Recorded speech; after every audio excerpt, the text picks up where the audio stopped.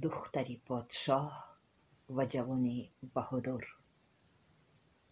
پادشاه دختری داشت.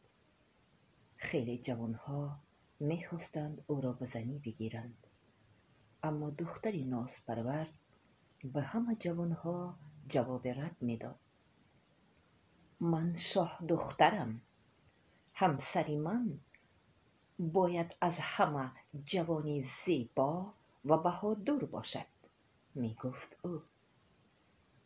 خادمان شاه برای او داماد می گفتند، اما نمی یافتند. خود پادشاه هم به کفت و کاو برآمد. در ساحل دریای پادشاه دید که پیرمرد تنها کنار دریا نشسته است. تو اینجا چی کار میکنی؟ پرسید او. من تقدیر را پیشگویی میکنم، گفت پیرمرد. تقدیر دختر مرا ببین، گفت پادشاه. پیرمرد عصای خود را به زمین زد و گوش به دریا داد. آب دریا به جنبش آمد و با صدای خاص خویش به پیرمرد چیزی گفت. دختری تو به غلام خدمتگارت به شوهر میبراید، گفت پیرمرد. پادشاه به قصرش برگشت و غلام خدمتگارش جوانی را که شب و روز در خدمت او بود به نزدش خواند. امر بکنم که تو را بکشند. تو جرأت نموده آرزوی همسری دختری مرا کرده ای. پادشاه، از خونم بگذر.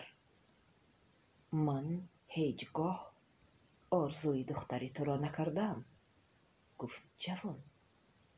مرا به کجایی که خواهی بفرست، اما بیگناه قتل نکن. برو و به من مرواریدی را پیدا کرده بیار که مثل 4 مغز باشد و در داخلش نور ماهتاب بدرخشد، گفت بای. جوانی بیچاره به راه برآمد. در جستجوی مروارید گرسنه و تشنه خیلی سرسان شد. نهایت به لب دریایی رسید و دید که پیرمرد در کنار دریا نشسته. نمیگویید که مرواریدی را که در داخلش نور مهتاب دارد از کجا دسترس کردن ممکن؟ پرسید جوان. میدانم که تو را کی فرستاده، به تو کمک میکنم، گفت پیرمرد و به دریا در آمد و در تگ آب ناپدید شد.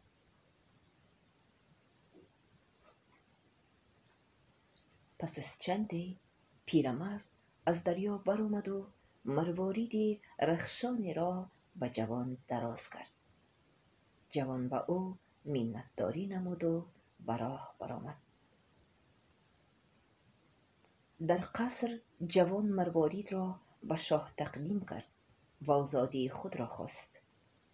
پادشاه میبایست حکم قتل او را بیکار نموده جوان را آزاد کند، اما او این را نمیخواست.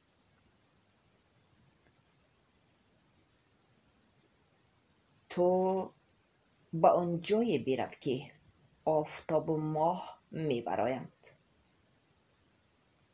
آن جای را پیدا بکن، بعد به من نقل کن که از کجا آفتاب میبراید، از کجا ماه میبراید. جوانی بیچاره به جستجوی جایی برآمد که باید آفتاب و ماه از آن جای طلوع کنند. به دامنه کوهی رسید و خواست که به کوه براید، نتوانست. ناگه به پیش پای جوان عقاب زخمی افتاد. با من یاری ده، التجا کرد عقاب.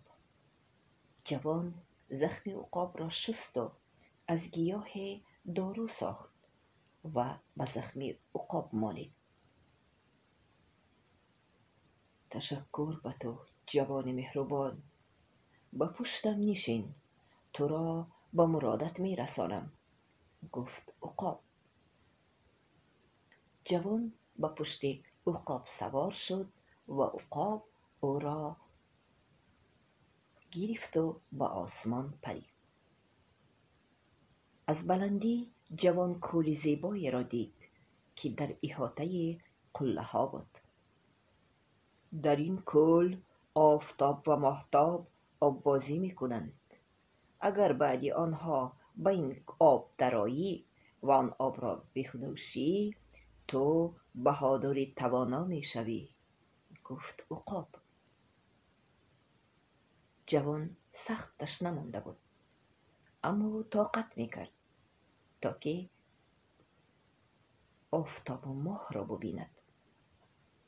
ناگاه آب کوه به طغیان آمد. لحظه پس از این آب ماهتاب به آسمان برآمد. عالم را از نور خویش منور ساخت. جوان تمام شب منتظر ماند. ناگاه از آسمان چیزی به آب افتاد و لحظه پس از کوه آفتاب بیرون آمد و عالم را گرمی و روشنی بخشید. جوان خوشحال شد و خود را به آب افکند. وقتی که از آب برآمد دید که شمشیر و جوشن و اسب سمند منتظر اویند. جوان در خویش قوه عجیبی را حس می‌کرد.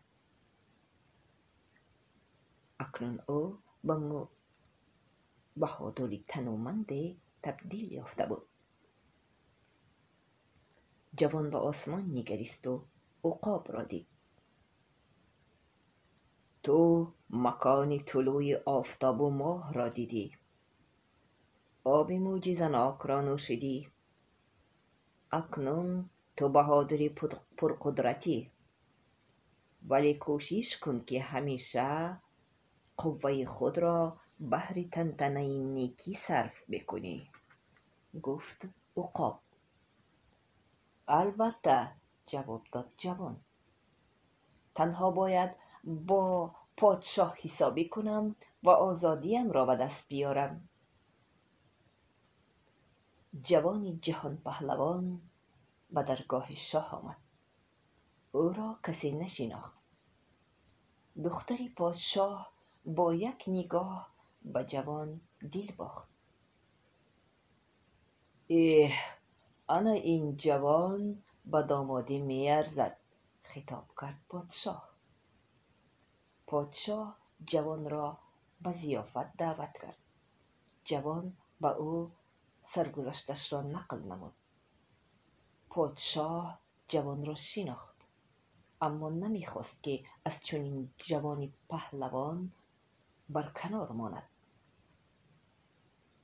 دختری مرا بگیر، آزادت میکنم. گفت پادشاه.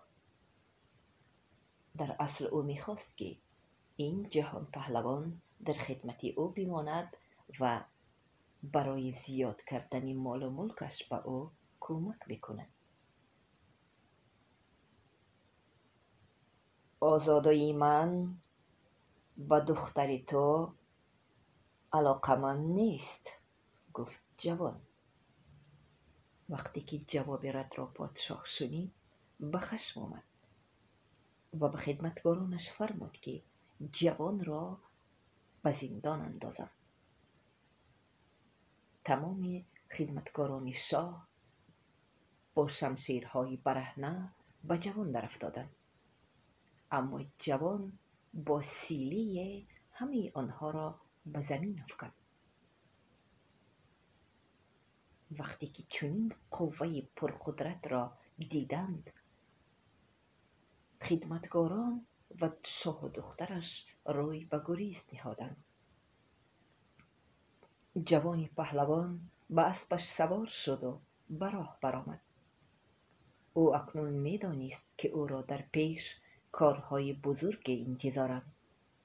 او باید به ضد بدیها مبارزه برد و برای غالبیت نیکی بکوشد.